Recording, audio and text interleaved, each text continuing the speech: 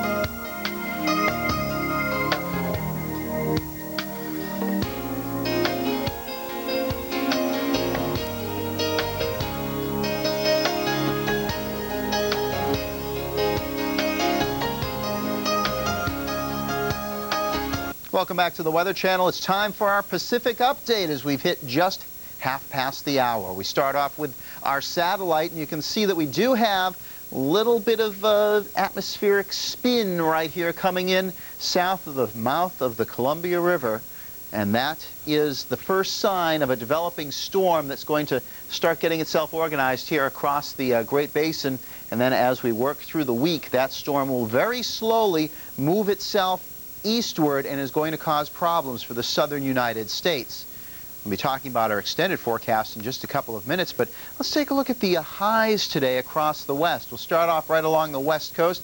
Not a bad day across the southwestern portions of the United States. For example, Las Vegas making up to 77 today, a nice day. 70 in Los Angeles. You come up to San Francisco, topping out at about 62. Both 56 here at Seattle and in Portland. Now let me move to the other side of the map, and the eastern side of the Rockies, that's where the cold air was. Look at our highs today. Salt Lake City, you topped out at 57 degrees, but as you look to Lander, only up to about 36, so quite a difference between the two. The difference being the mountains kept the cold air from reaching over to Salt Lake City.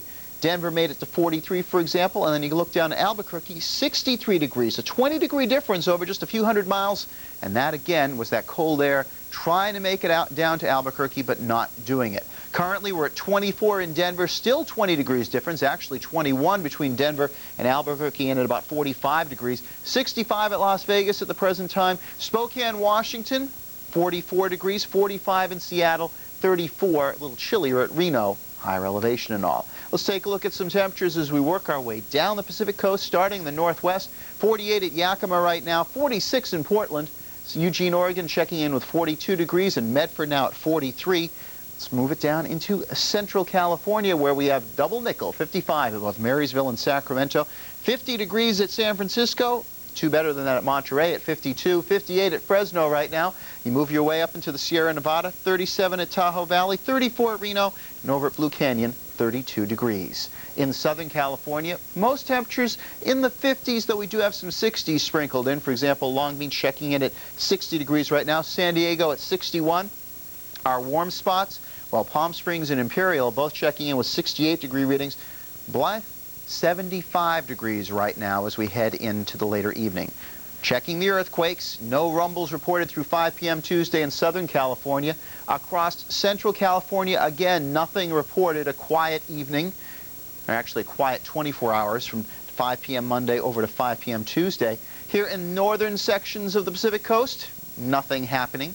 How about Alaska? None reported here on mainland Alaska, though I should note that there were a couple of slight temblors off in the Aleutians off our map, so we can't indicate them to you because we kind of have to draw them outside the boundaries of your television screen, and so far the technology has not been created to allow us to do that quite yet. Let's expand our view a little bit right now and take a look at our current conditions across the United States. Our cold air plunging southward to the Gulf Coast on the eastern side of the Great Lakes. That is causing some lake effect snow, and we still have a few showers across portions of Arkansas. Now right now we have a big dip in the jet stream. This has opened up the gateway and has allowed cold air to pour southward. This is cold air that really did not make an appearance through much of January, certainly through February, and certainly through March. It just stayed up in Canada, hung out up there, didn't want to come south. Well, now, of course, here's springtime. We're in baseball season, and it decides to head on toward the United States. Temperatures at the present time in the 20s, as far south as places like Dayton, Ohio, Indianapolis, Chicago, over towards St. Louis, right around 30 degrees. 20s dropping all the way down into the panhandle of Texas. 50s, 60s, 70s here along the coast of California and into the desert southwest. Also some 50s and 60s here across the Carolina coast into the Gulf Coast. Our departures from normal, it was just unbelievably cold compared to what we expect this time of the year here across the northern plains. In some cases, 35 degrees below normal, and our cold air dropped all the way down into the Gulf of Mexico. National radar at the present time showing that light snow here across portions of the northeast and into the Great Lakes region. Some showers across the southeast and also a little bit starting up here across the west. Our snow, well, we'll see 1 to 3 inches in the lee of the lakes and also in central Pennsylvania, and could see up to a foot across portions of the Wasatch. Now for your business traveler's outlook.